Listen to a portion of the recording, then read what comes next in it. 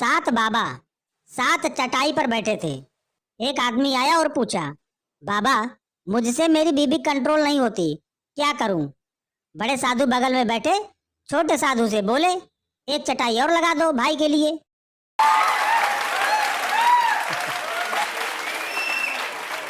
लड़की देखने गए हुए लड़के वाले बहुत सीधे लोग थे। लड़का बोला, आपकी शिक्षा? लड़की बोली, MF IAS। लड़के ने आगे डिग्री का डिटेल्स ये सोचकर नहीं पूछा कि कहीं लड़की उसे अनपढ़ न समझे। बाद में वो लोग चले आए और शादी भी हो गई। शादी के बाद लड़के ने लड़की से पूछा कि यह MF IAS क्या होता है। लड़की ने बताया, matric fail in all subject. लड़का बेचारा बेहोश।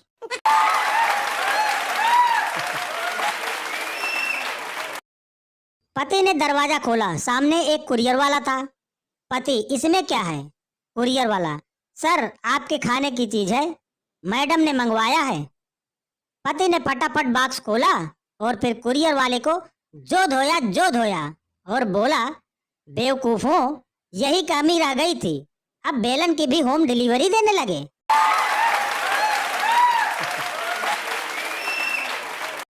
आजकल के लड़के सड़क पर ऐसे लहरा के बाइक चलाते हैं जैसे कोई इच्छाधारी नाग अपनी नागिन का मौत का बदला लेने जा रहा है। बेटा निपट जाओगे किसी दिन, संभल के चलाते जाओ।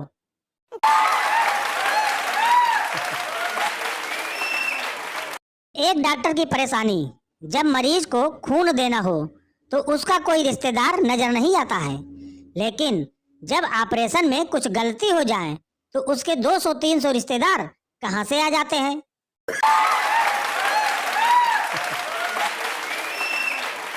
एक बार एक चरवाहा अपनी भेड़ों की झुंड को लेकर जा रहा था। तभी रास्ते में चलने वाले एक आदमी ने कहा, अगर मैं बताऊं कि इस झुंड में कितनी भेड़ें हैं तो एक मेरी होंगी। चरवाहा बोला, चलो मैं तुम्हारी बात मान लेता हूँ। आदमी ने कहा, यह 241 भेड़ें हैं। और फिर उसने एक भेड़ को उठाया और अपने कंधों पर रख लिया। चरवाहे ने कहा, अगर मैं तुम्हें बता दूं कि तुम कौन हो तो क्या तुम इसे लौटा दोगे? उस आदमी ने कहा, हाँ बताओ। चरवाहे ने कहा, तुम रोजाना सुबह शाम टीवी पर न्यूज़ देखते हो ना? आदमी बहुत हैरान हुआ और पूछा, तुम्हें कैसे पता? चरवाहे ने कहा, पहले कुत्ते को नीचे रखो फिर बताऊंगा।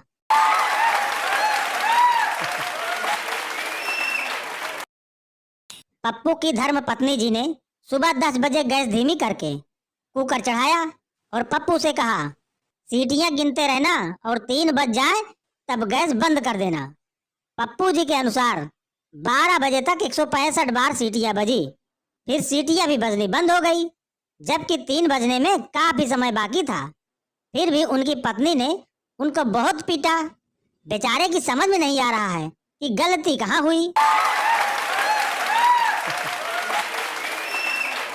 एक आदमी बोला, जज साहब, जब भी हम दोनों में लड़ाई होती है ये अपने भाई को मुंबई से बुलाती है और वो हवाई जहाज से आता है और मुझे मार कूट के हवाई जहाज से वापस लौट जाता है, और जहाज का किराया मेरी पत्नी मेरे ही कार्ड से पे करती है।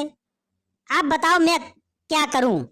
जज बोला, तुम ऐसा करो, मुंबई शिफ्ट हो जाओ, कम से कम जहाज का किराया तो बचेगा। पति बेहोश।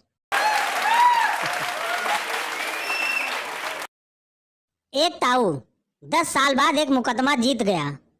जज, बधाई हो ताऊ, आप केस जीत गए।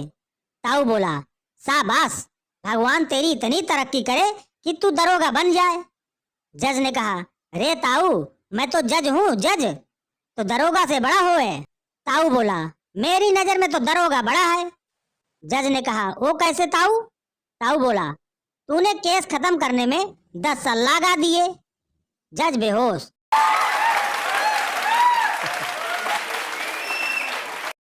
आजकल मरीजों के इतने टेस्ट हो गए हैं, डर लगता है कि कहीं किसी दिन बीमारी का पता लगाने के लिए डॉक्टर पोस्टमार्टम न लिख दे।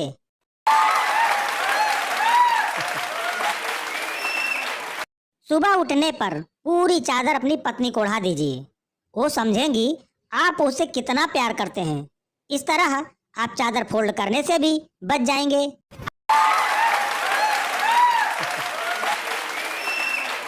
एक मासूम पति का अपने बात से निवेदन, कृपया मेरी पत्नी को समझा दें कि वर्क फ्रॉम होम का मतलब घर से काम करना है, न कि घर का काम करना।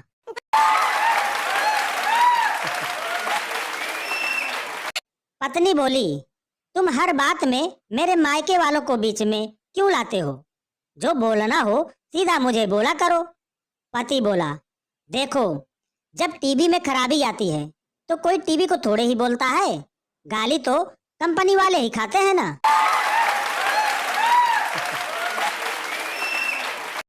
एक जमाना वो था जब पिताजी के साथ डंडे वाली साइकिल में आगे बैठकर घूमा करते थे। आजकल के बच्चे सनरूफ वाली गाड़ी में मुंडी बाहर निकालकर घूमते हैं।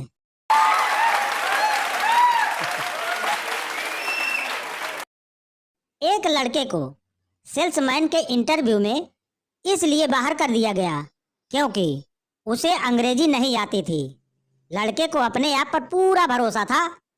उसने मैनेजर से कहा कि आपको अंग्रेजी से क्या मतलब? यदि मैं अंग्रेजी वालों से ज्यादा बिक्री न करके दिखा दूं तो मुझे तनख्वाह मत दीजिएगा। मैनेजर को उस लड़के की बात जम गई। उसे नौकरी पर रख लिया गया। फिर क्या था, अगले दिन से ही दुकान की बिक्री पहले से ज्यादा बढ़ गई। एक ही सप्ताह के अंदर लड़के ने 3 गुना ज्यादा माल बेचकर दिखाया। स्टोर के मालिक को जब पता चला कि एक नए सेल्समैन की वजह से बिक्री इतनी ज्यादा बढ़ गई है तो वह खुद को रोक न सका। फौरन उस लड़के से मिलने के लिए स्टोर पर पहुंचा। लड़का उस वक्त एक ग्राहक को मछली का पकड़ने का कांटा बेच रहा था। मालिक थोड़ी दूर पर खड़ा होकर देखने लगा। लड़के ने कांटा बेच दिया। ग्राहक ने कीमत पूछी तो लड़के ने कहा 600 रुपए।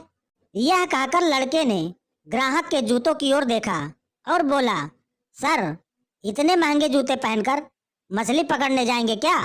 खराब हो जाएंगे। एक काम कीजिए, एक जोड़ी सस्ते जूते और ले लीजिए। ग्राहक ने जूते भी खरीद लिए। अब लड़का बोला, तालाब किनारे धूप में बैठना पड़ेगा, एक टोपी भी ले लीजिए। ग्राहक ने टोपी भी खरीद ली। अब लड़का बोला, मछली पकड़ने में पता नहीं कितना समय लगेगा, कुछ खाने पीने का सामान भी साथ ले जाएंगे तो बेहतर होगा। ग्राहक ने बिस्किट, नमकीन, पानी की बोतलें भी खरीद ली। अब लड़का बोला, मछली पकड़ लेंगे तो घर कैसे लाएंगे? एक बास्केट भी खरीद लीजिए। ग्राहक ने वह भी खरीद ली। कुल 28 रुपए का सामान लेकर ग्राहक चलता बना। मालिक यह नजारा देखकर बहुत खुश हुआ। उसने लड़के को बुलाया और कहा, तुम तो कमाल के आदमी हो यार। जो आदमी केवल मछली पकड़ने का कांटा खरीदने आया था उसे इतना सारा सामान बेच दिया। लड़का बोला, कांटा खरीदने? अरे नहीं, वो आदमी तो जुकाम की 2 रुपए वाली गोली खरीदने आया था।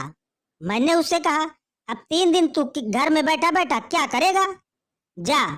जाके मछली पकड़ समुद्र किनारे।